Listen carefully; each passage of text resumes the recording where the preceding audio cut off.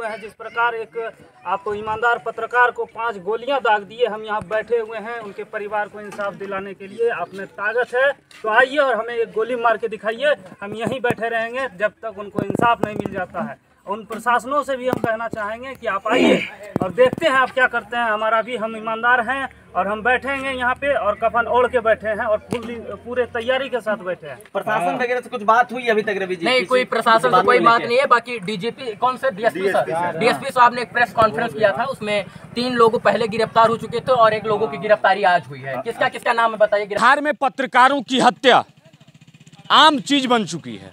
अगर आप सुन रहे होंगे, जान रहे होंगे हमारे माध्यम से, तो ऐसा आपको जानकारी के लिए बता दें कि सबसे अगर आसान किसी का हत्या करना है तो वो पत्रकार का हत्या करना है। और वो जीता जागता सबूत, ये जो देख रहे हैं ईंट से घेरा हुआ है, ये इसका जीता जागता सबूत है। जीता जागता सबूत ये है कि 10:30 बजे सुबह 5 गोलियों से गोकुल जी को भून दिया जाता है और प्रशासन, ना तो उनको प्रशासन को भनक लग पाती है, ना प्रशासन यहाँ तक पहुँच पाता है। आखिर दोषी कौन है, कैसे गोली मारा, इसका जानकारी तो प्रशासन को पता होना चाहिए था। अगर किसी पत्रकार के ऊपर हमला होने वाला है, इसका जानकारी भी प्रशासन को होना चाहिए था। जब इस विषय में यहाँ के स्थानीय प्रशासन से हमने बात करने का प्रयास किया तो उन्होंने साफ तौर पे एक बात कह के टाल दिया कि शायद हो सकता है पंचायती चुनाव में कुछ चुनावी रंजिश था। हम यहाँ के थाना प्रभारी से बात करने का प्रयास किए तो वो शायद इसी बात को बोलकर टाल दिए कि चुनावी रंजिश के कारण ये हत्या कर दिया गया था। अच्छा, पत्रकार को चुनावी रंजिश के कारण हत्या कर दिया गया है, ये इसे आप कहाँ देख रहे हैं और कैसे देख रहे हैं? चुनावी रंजिश देखिए सर, चुनाव लड़ना अपराध है क्या? आप बताइए। लोकतांत्रिक देश में अभिव्यक्ति की चुनाव लड़ने की आजादी होनी चाहिए या नहीं होनी चाहिए? होनी चाहिए नहीं? आप बताइए। और चुनाव लड़ना अपराध है क्या? बिल्कुल अपराध नहीं है। तो फिर मारा क्यों गया, ये सबसे बड़ा सवाल है। वो अपना, देखिए सर, इस मामले को वो लोग पलटना चाहते हैं, वो इससे भागना चाहते हैं, इसलिए वो चुनावी रंजिश इसको बता रहे हैं। ठीक है, चुनावी रंजिश है तो चुनावी रंजिश में कोई किसी को मार देगा और आपका सिस्टम का फेलियर यहां दिखेगा, ये सवाल उत्पन्न होता है कि कहीं ना कहीं सिस्टम का फेलियर है। अब सोचिए कि 1 किलोमीटर दूर आपका थाना है, ऑन स्पॉट, जहां मौत हत्या की गई, और आप दिन दिहाड़े आपके थाने से 1 किलोमीटर दूर हत्या कर दी जाती है, तो आपका जो कहीं ना कहीं वर्चस्व है, जो आपका खौफ है, वो आपके 1 ही किलोमीटर के परिधि में नहीं है। यानी जो है मंसूबे इतने हथियारों के बुलंद हैं कि उनका खौफ आपके अंदर है नहीं। तो क्या समझे कि प्रशासन के साथ मिली भगत, और प्रशासन जब सवाल पूछा जाए तो कहेगा कि चुनावी रंजिश। हम इसको चुनावी रंजिश तो चलिए बाद में मानेंगे, हम ये मानेंगे कि कहीं ना कहीं ये सब सोची समझी एक रणनीति है जिसके माध्यम से सब कुछ किया गया। अच्छा, अभी जैसे कि हम लोग तमाम, अगर चुनावी रंजिश है तो सर ढंग से जांच कीजिए, इसको बैरिकेड कर देना चाहिए था, इस पे चूनाकारी करके इसे तो चारों तरफ से गोला गिरफ्त कर देना चाहिए ताकि फॉरेंसिक टीम आए तो इन सब चीजों की जांच हो सके।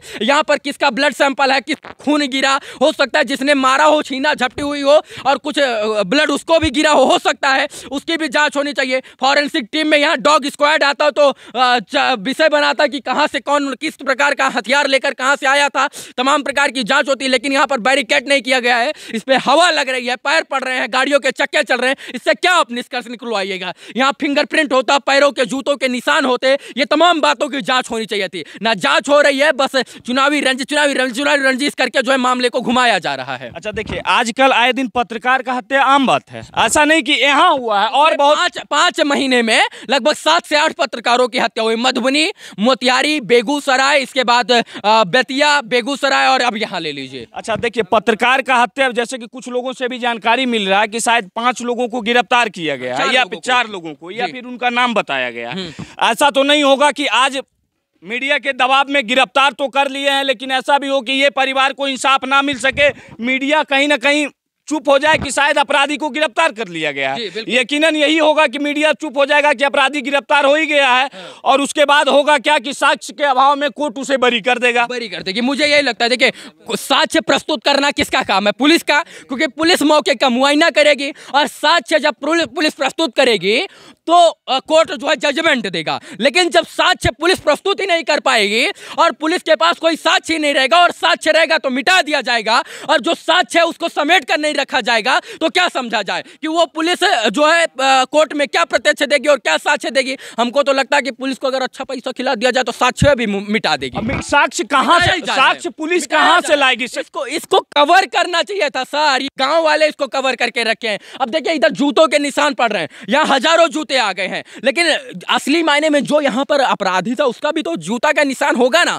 उसने का जो फिंगरप्रिंट होगा ना, कहाँ से आया कैसे आया, ये सब डॉग स्क्वाड जो है फॉरेंसिक टीम इसका जो है साक्ष्य इकट्ठा करती है, लेकिन साक्ष्य मिटाने की यहाँ पूरी आप इसके लिए आवाज उठाए, इसके लिए सबसे पहले हमारे ओर से आपको धन्यवाद। लेकिन दूसरे सबसे बड़ी चीज है कि जो तमाम बिहार के डिजिटल मीडिया के जो पत्रकार हैं जो अभी तक यहाँ नहीं पहुंचे हैं, उनको आप क्या संदेश देना चाहते हैं? आने वाले दिनों में हो सकता है उनके साथ भी इस प्रकार का घटना घट जाए और उनके परिवार की भी स्थिति यही होगी जो गोकुल यादव की परिवार की। मैं वही कहना चाहता हूँ कि सोचिए, अपनी जगह गोकुल यादव को रखिए और उनके माँ बाप को रखिए। आपके साथ ऐसी घटना घटित हो जाएगी तो कौन आवाज उठाएगा जब आज आप अपने लिए आवाज नहीं उठाए। सोचिए, आपके ही कौम के एक पत्रकार, समाज की आपके ही कौम के एक पत्रकार की मौत हो जाती है और अपने ही कौम की मौत पर आप चुप है तो आप कहीं ना कहीं जो है आप पत्रकार नहीं कहलाएंगे। देखिए, हमको लगता है कि सर जानकारी का अभाव था, कई लोगों तक ये बातें पहुंच नहीं पाई, क्योंकि जो मीडिया की सुर्खियां बनना चाहिए था, जो इलेक्ट्रिक मीडिया के प्राइम टाइम में चलना चाहिए था, जो प्रिंट मीडिया के फ्रंट पेज पर चलना चाहिए था, वो चीज़ें चली नहीं। इसलिए जो डिजिटल मीडिया के लोग थे उन तक ये बातें पहुँच नहीं पाई।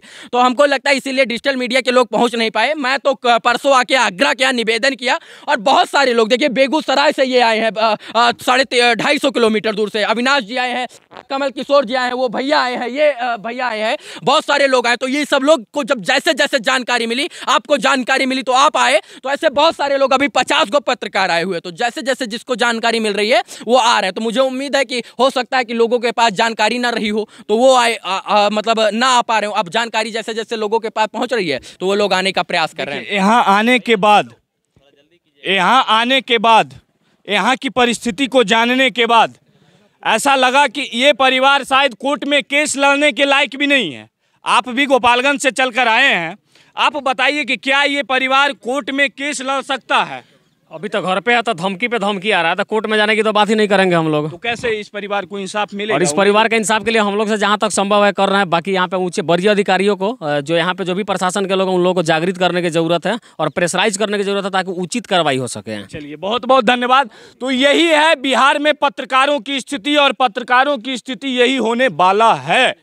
इसी प्रकार आप देखते रहिए राजधानी एक्सप्रेस। मैं हूँ रोशन राज, धन्यवाद।